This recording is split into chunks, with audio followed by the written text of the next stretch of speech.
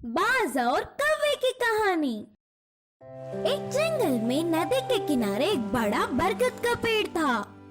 उस पेड़ पे कौवे की जोड़ी रहते थे। उनमें स्त्री कौवा तो धीमे स्वभाव की थी, पर पुरुष कौवा तो बहुत मूर्ख था।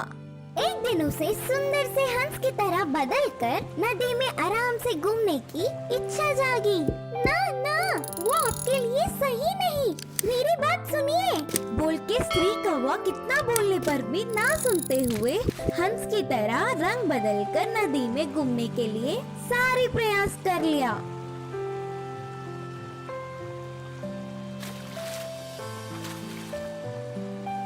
सुंदर सा हंस बदलना नहीं तो आखिर में चूजा बनकर उनके सामने मजाक बन गया।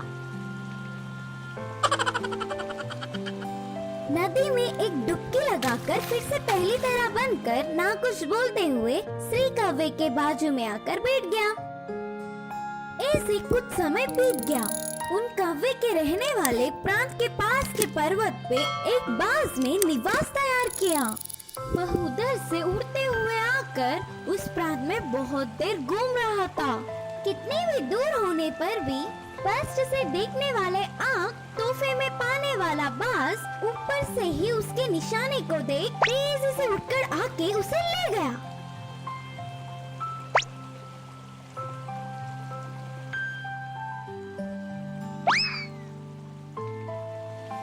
उस बाज के कामों को रोज कौवे देखते थे।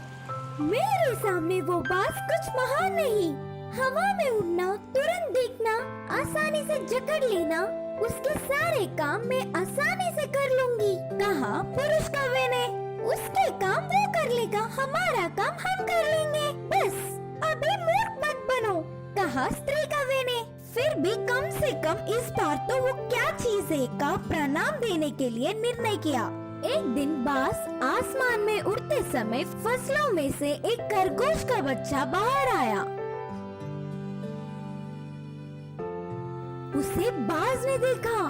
यह देखकर पुरुष कौवा स्त्री कौवे की बात ना सुनते हुए तेजी से उड़ते हुए गया। इतने में ही उससे भी तेजी से बाज आकर उस खरगोश को ले गया।